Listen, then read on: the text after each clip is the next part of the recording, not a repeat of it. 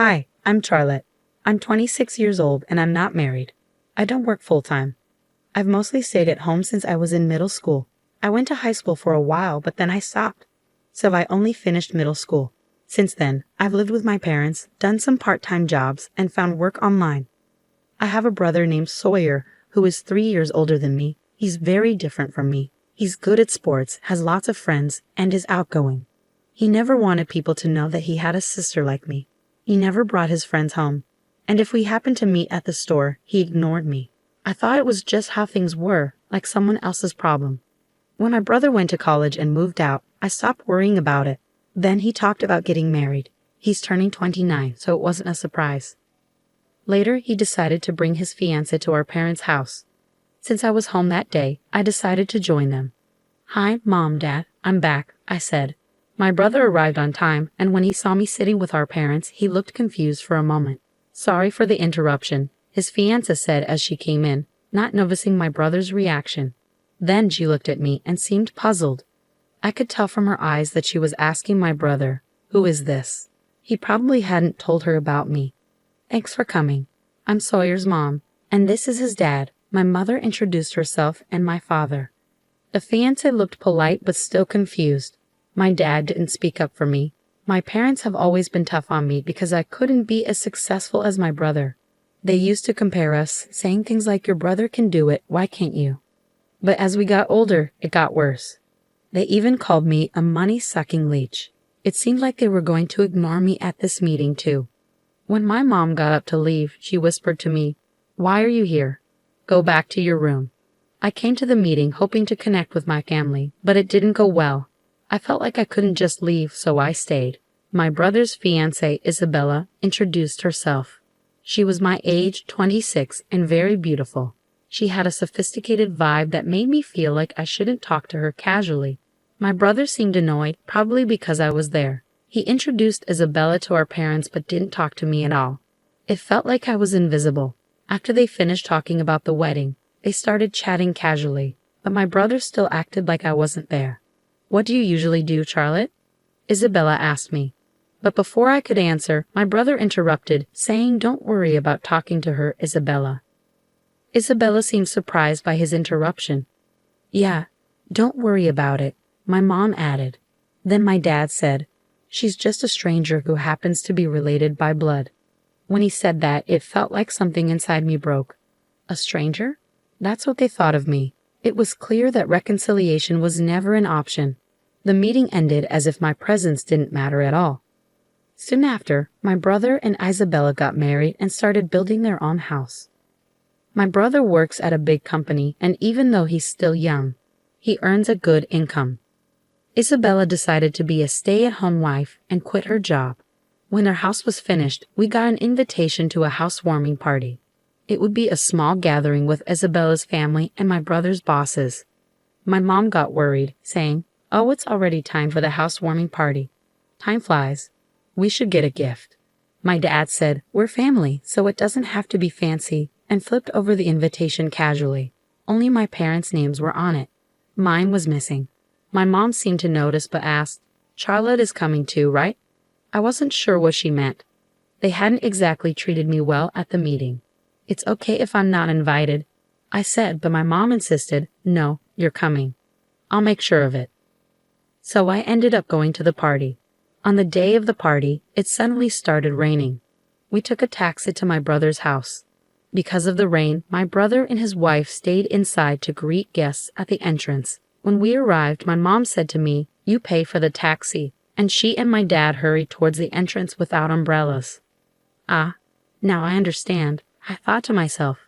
My brother's house was quite far from ours, so it seemed a bit extravagant to take a taxi. Yet I was the one who had to pay for it. After settling the taxi fare, I hurried towards the entrance, and Isabella asked me, "Who are you?"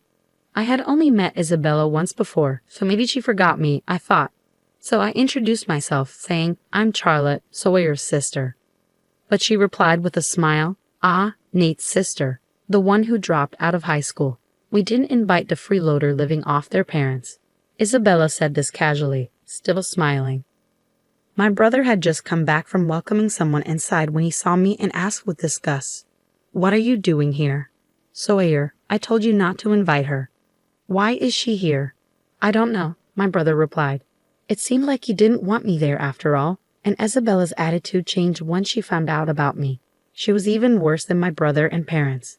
I wondered if it would have been better if I hadn't come and cautiously asked my brother. Yeah, you're basically a stranger because you didn't finish high school.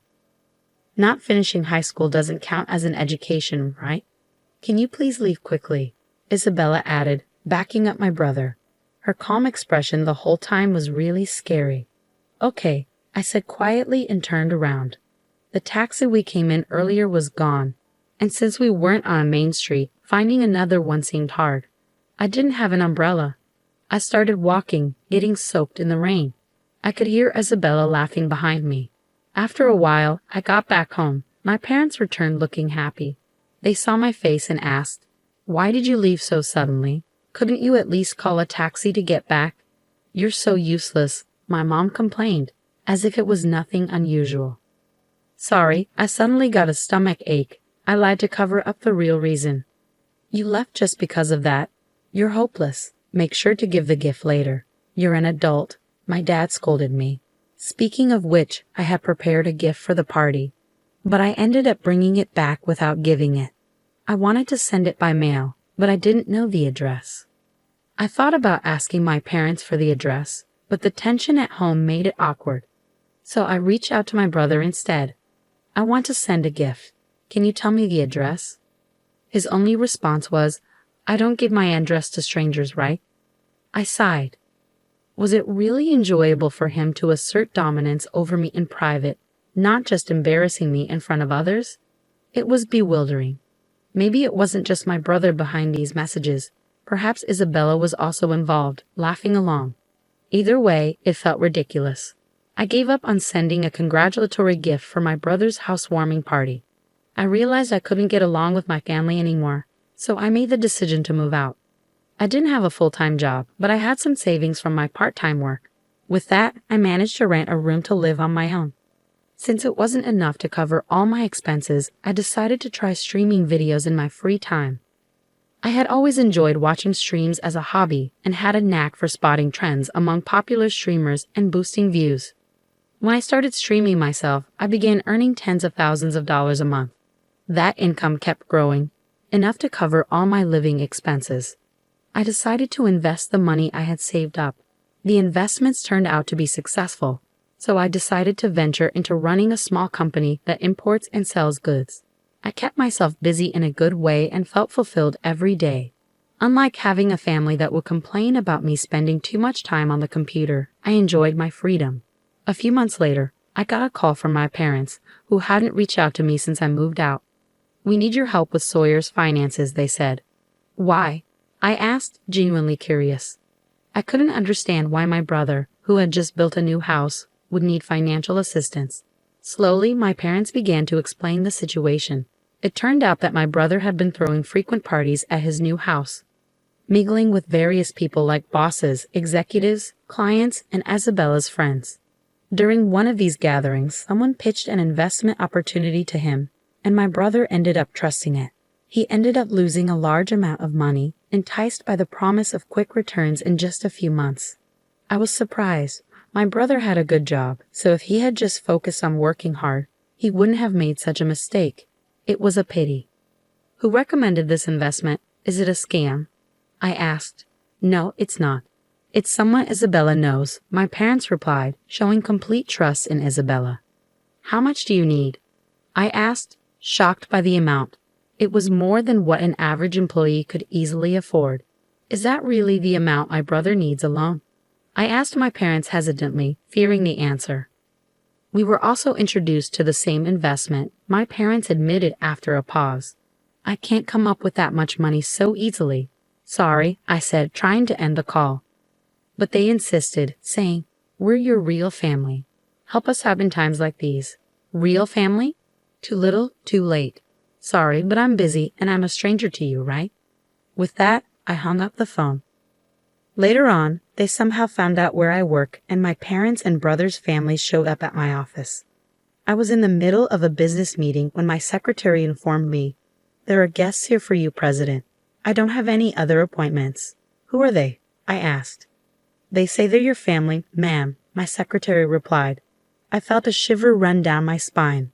I apologized to my business partner and stepped out of the meeting momentarily. When I reached the reception area, I saw my pregnant sister-in-law Isabella, my brother, and my parents waiting. So you're running a company now, huh? Well, it's much smaller than where I work. My brother smirked, glancing around my office. Who are you? I asked, pretending I didn't recognize them. What's with the attitude? My brother shouted, losing his temper.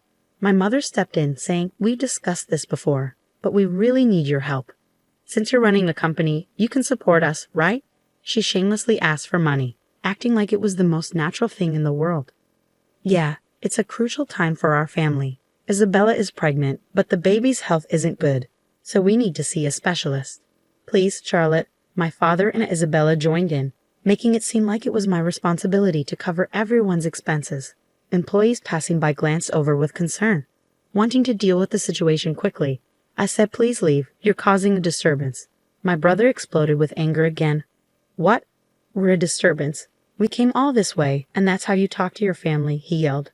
The passing employees stopped to face them, and my brother began to cause a scene. Did you all know this girl dropped out of middle school? She was a shut-in no good. He seemed determined to humiliate me into giving him money.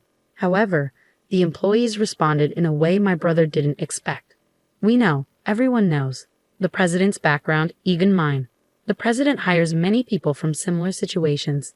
Is there a problem? My brother, who usually only socializes with highly educated and wealthy people, seemed taken aback and started to stutter. Meanwhile, my father remarked, what a pathetic company, just a gathering of misfits. Exactly, companies that do business with a place like this can't be any good either. My brother added, shouting loudly. At that moment, the president of the company, the person I was meeting with, who had been waiting in the reception room, came out, clearly hearing the commotion. My brother's expression turned blank and then pale as he looked at the man. He couldn't meet his gaze and lowered his eyes. What's wrong, Sawyer? Isabella asked him. Don't call me that, my brother whispered to Isabella, but it was too late. Sawyer? Oh, it's you. The company president approached my brother and scrutinized his face. You're Mr. Long, the division manager, right? We owe a lot to your company. It turned out that his company was also a client of my brother's company. My brother was sweating profusely, his face turning red. Yes, well, I guess I'm not very memorable. Since we're not a decent company, my brother stammered, frozen in place when the president turned his own words against him. My father, mother, and Isabella sensed the tension and fell silent. Ignoring them, I apologized to the president again, saying I'm sorry for taking up your valuable time. I'll ask them to leave. Oh, are you sure? I have time today, so I don't mind waiting. You can prioritize talking with your family, the president replied. No, they're not my family, I said, glancing at my parents and brother's family. They're complete strangers. After that, my parents and brother's family were asked to leave the company. Perhaps stunned by the exchange with the company president, they left quietly. Curious about how my job was exposed, I looked into it and found out that Isabella was the cause. She had a friend who was well informed about investment-related information and always kept her ears open. This friend came across a young woman in her 20s who was making a name for herself as a talented trader and company owner. Isabella was surprised when she saw a photo of this woman in the media and realized that she was her husband's sister, whom she had heard was a middle school dropout and no good. Isabella then told my brother and parents about this and suggested they ask me for money, since I was busy during the day and didn't answer the phone, and I didn't call them back after they asked me for money. They came to my company. Seeing that I had been treating them like complete strangers, I decided not to get involved with them anymore. However, I couldn't help but look into Isabella's involvement further. I was curious about Isabella's friend who played a role in my family's financial troubles. It turned out that this friend was actually Isabella's ex-boyfriend, and they still seemed to be involved. Shockingly, the child Isabella was carrying wasn't my brother's but the child of that investor. My brother was devastated to learn the truth, understandably so, as everything had been a lie. Additionally, it seemed that Isabella had been scamming money from several other men under the guidance of her ex-boyfriend. Consequently, my brother and Isabella got a divorce, and both of them are now in police custody. Unfortunately, the lost money won't be returned anytime soon. Following the incident at my company, my brother's situation at his workplace worsened. He was transferred to a less prestigious department and eventually resigned. Similarly, my father faced troubles at work when the president witnessed him losing his temper with a subcontractor. After investigating his behavior, he was fired. Apparently, he had been making derogatory remarks about people with lower education levels, similar to what he used to say to me. So both my brother and father ended up losing their jobs. Despite their reduced income, my former family still tries to contact me, suggesting that we live together. However, I have banned them from entering my company's building, so they can't force their way in anymore. Despite their efforts, my response remains the same. I don't know you, you're complete strangers to me. I have no intention of changing my stance in the future.